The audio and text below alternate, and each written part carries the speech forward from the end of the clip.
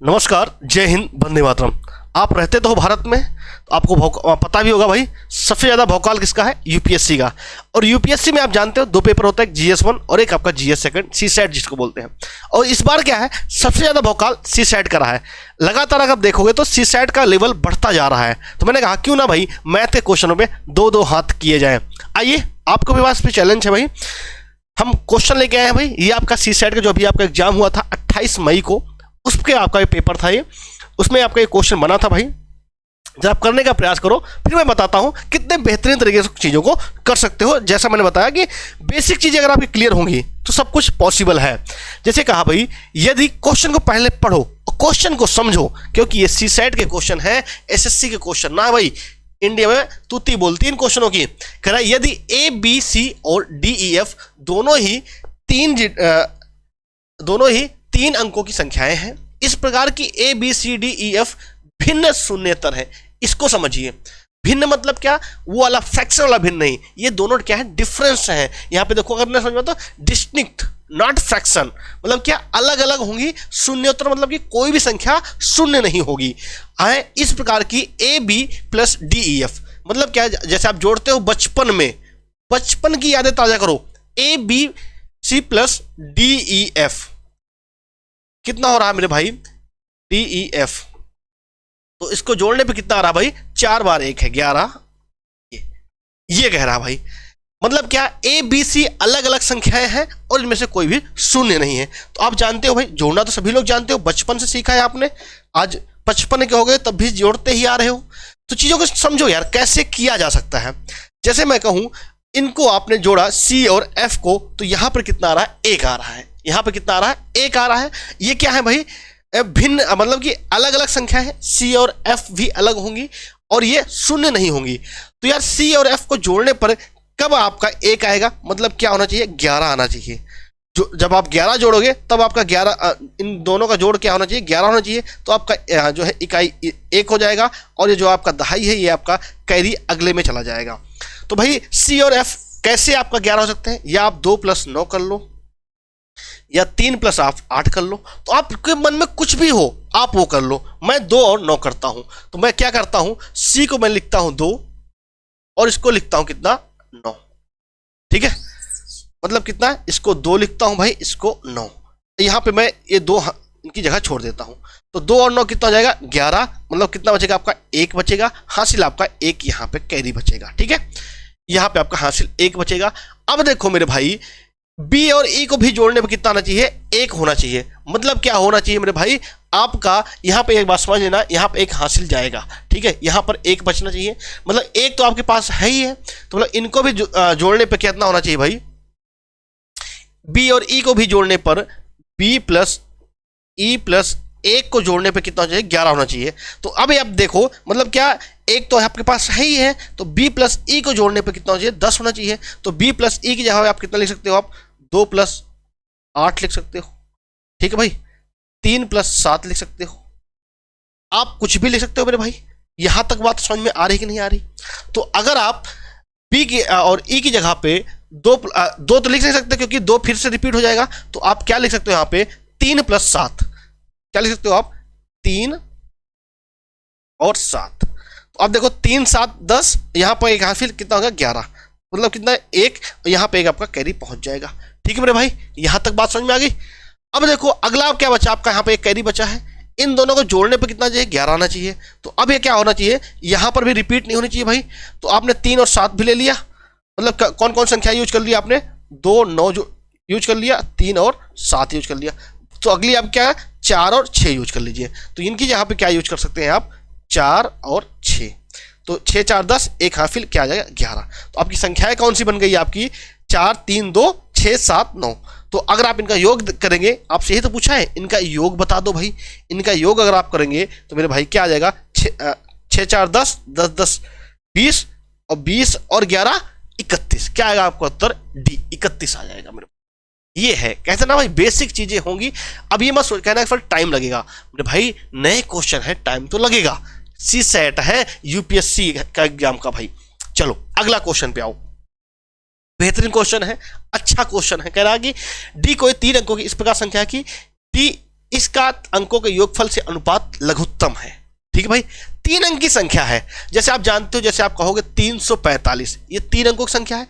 इसको मैं इस प्रकार भी लिख सकता हूं, 3 × 100 प्लस 4 × 10 प्लस 5, ये लिख सकते हो भाई, क्योंकि ये 3 क्या है, सैकड़े पे है, ये दहाई पे है, ये इकाई पे है। ये बचपन में आपने सीखा होगा।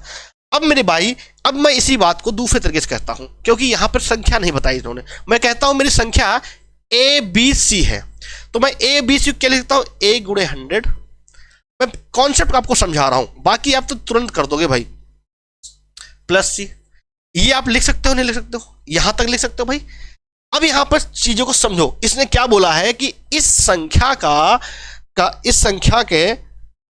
संख्या के अंकों का योगफल से अनुपात लघुत्तम है। इस संख्या का ये आपकी संख्या हो गई, और इसके अंकों का योग A + B + C, इसके अंकों का योग का अनुपात, ये क्या है, रेशियो क्या है मेरे भाई, मिनिमम है। जो आपका रेशियो आएगा वो क्या होगा, मिनिमम है। तो D के सैकड़े से अंक और इकाई के अंक का अंतर ज्ञात कीजिए। यहां पर समझो, इसको क्या करना है, जो ये आपका अनुपात आया मेरे भाई, ये होना चाहिए क्या, मिनिमम होना चाहिए। तो मेरे भाई ये मिनिमम कब होगा, जब ये हर वाला वैल्यू मैक्सिमम हो और ये वाली वैल्यू क्या होनी चाहिए, मिनिमम हो।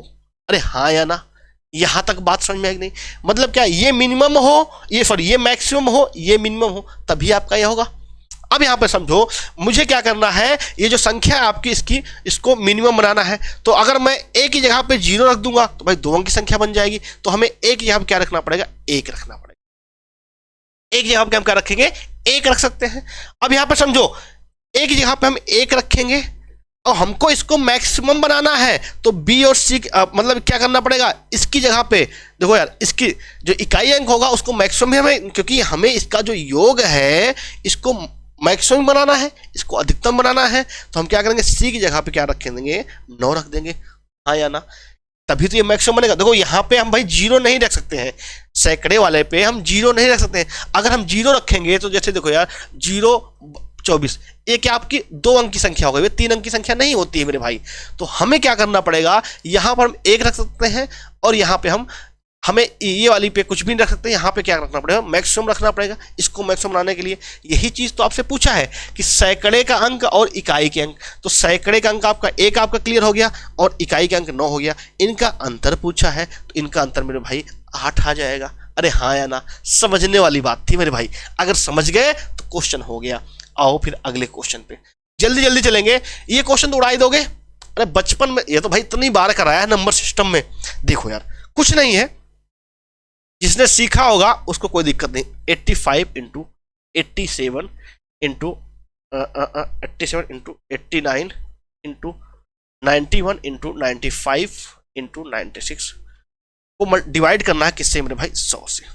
ये चीज कह रहा है, अरे ये बात कह रहा है, ये बात समझ में आ रही। बहुत आसान, जो तुम्हें कट रहा है काट दो, भाग दे रहा तो आता ही होगा। 5 से काटो भाई, 20 × 5 = 100 और 19 × 5 = 95। ठीक मेरे भाई, ये काटना तो आपको आता ही होगा। फिर 5 से काटो, 5 × 4 = 20 और 17 × 5 = 85। ठीक है, यहां 4 बार बचा, ये काटोगे 24 × 4 = 96। अब देखो यहां बचा कितना, 1 बचा। अब मतलब क्या, कुछ बचा क्या, पूरा कट गया ना। जब मेरे भाई पूरा कट गया तो मेरे भाई शेषफल क्या आएगा, शेषफल 0 ही तो आएगा मेरे भाई। अगर सब कुछ कट गया जिससे आप काटना चाहते हो, पूर्णतः ये कट गया, तो शेषफल क्या आएगा आपका, 0 ही तो आएगा। कितनी बार नंबर सिस्टम में कराया है, फॉलो करोगे तो बहुत आसान तरीके से हो जाएगा भाई। यूपीएससी कहता ना भाई, है तो दमदारी वाला क्वेश्चन, समझना पड़ेगा मेरे भाई, क्योंकि आपको जिला संभालना है भाई। आओ अगले क्वेश्चन पे आओ। अगला क्वेश्चन देखो, ये आपका दे रखा है, इसमें यूनिट डिजिट पूछा है। बहुत बार मैंने नंबर सिस्टम में कराया हुआ क्वेश्चन है आपका। देखो मेरे भाई क्या लिख रखा है, 5 7 2 4 2। इसकी पावर को क्या किया है इन्होंने, 9 × 7 × 5 3 1। इसका इकाई अंक, जब कभी बात आए इकाई अंक की बारे में, जैसे मैं कहूं, अगर मैं आपसे मल्टीप्लाई करने कहूं, मल्टीप्लाई 9 6 8, अगर मैं आपसे कहूं कि इकाई अंक बताओ, तो मुझे इकाई अंक देखना होगा, तो सिर्फ मैं इकाई अंक को देखूंगा। 8 दूनी 16, 16 में सिर्फ मैं 6, इसका इकाई अंक क्या आ जाएगा 6, सिर्फ मैं इकाई अंक को देखूंगा। तो मैंने कहा बच्चा मुझे इकाई अंक ही देखना है तो मैं मेरे भाई इकाई अंक ही देखूंगा। बिल्कुल सही। तो इनको क्या करोगे आप, कैंसिल आउट कर दो, इनको भगा दो, इनको मैंने भगा दिया, सिर्फ यहाँ पे 2 बचेगा मेरे भाई। ठीक है, अब देखो जब कभी ये देखो पावर है, अब मुझे क्या देखना है, यहाँ पे जो था उसको कोई लेना देना ही नहीं है, सिर्फ हमें इस पे देखना है, इकाई अंक पे देखना है और पावर पे देखना है। जब कभी पावर 4 से बड़ा हो, पावर क्या हो 4 से बड़ा हो, तो क्योंकि पावर क्या होती है 4 के बाद वही सेम इकाई अंक रिपीट होने लग जाता है, तो हम क्या करते हैं इसको, जब कोई 4 से रिपीट हो जाए तो हम इसको 4 से डिवाइड कर देते हैं।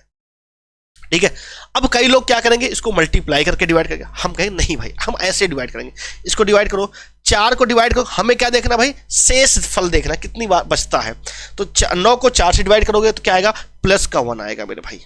ठीक है, और 7 बार से डिवाइड करोगे तो कई लोग कहेंगे सर 3 शेष बचेगा, मैं कहूंगा 3 नहीं मेरे भाई, आप देखो कितना कम है, 8 से कितना कम है, माइनस का 1, या मैंने सिखा रखा है नंबर सिस्टम की क्लास, जाके देख लो भाई। यहाँ पे 5 से डिवाइड करोगे तो क्या आएगा, प्लस का 1, 3 से करोगे तो भाई क्या, कई लोग कहेंगे 3 ही शेष बचेगा, मैं कहूंगा नहीं -1, 4 से अगले मल्टीपल से कितना कम है ये। ठीक है, तो इसको अगर आप टोटल देखोगे तो plus plus minus minus plus हो जाएगा, मतलब क्या बचेगा आपका 2 की पावर कितना, रिमाइंडर बचा आपका 1, और 2 की पावर 1 सब लोग जानते हो क्या आता है, उत्तर 2। क्लियर हुआ? अगर चीजें समझ में आई हैं, अगर आप चाहते हो ऐसे और क्वेश्चनों को मैं यूपीएससी सी साइड के क्वेश्चनों को लेके आऊं, तो आप कमेंट बॉक्स में कमेंट करो, मैं सारे क्वेश्चन मैथ और रीजनिंग के आपको करा दूंगा, बशर्ते आपको पसंद करना है, अगर आप चाहते हो तो, या फिर क्योंकि ऐसे क्वेश्चन आपके एसएससी और भी एग्जाम में आएंगे, और आपको पता ही है नए क्वेश्चन कोई बनाता नहीं है, यूपीएससी अगर नए क्वेश्चन जहां बनाए यही क्वेश्चन आपके अपकमिंग एग्जाम में भी आ जाएंगे। इस वजह से भी मैंने आपको ये क्वेश्चन मैंने कराया कि जिससे कि आपके कोई अपकमिंग जो एग्जाम है, चाहे एसएससी के हो चाहे स्टेट के लेवल का हो, उसमें आपके क्वेश्चन बनेंगे। जय हिंद, वंदे मातरम। कैसी लगी आपकी क्लास जरूर एक बार भाई बताइएगा, और भी सारे क्वेश्चन को मैंने कंपाइल कर रखा है, अगर आप कहोगे तो सारे क्वेश्चन को कराऊंगा। जय हिंद, वंदे मातरम। चैनल को आप सब्सक्राइब अवश्य करिएगा।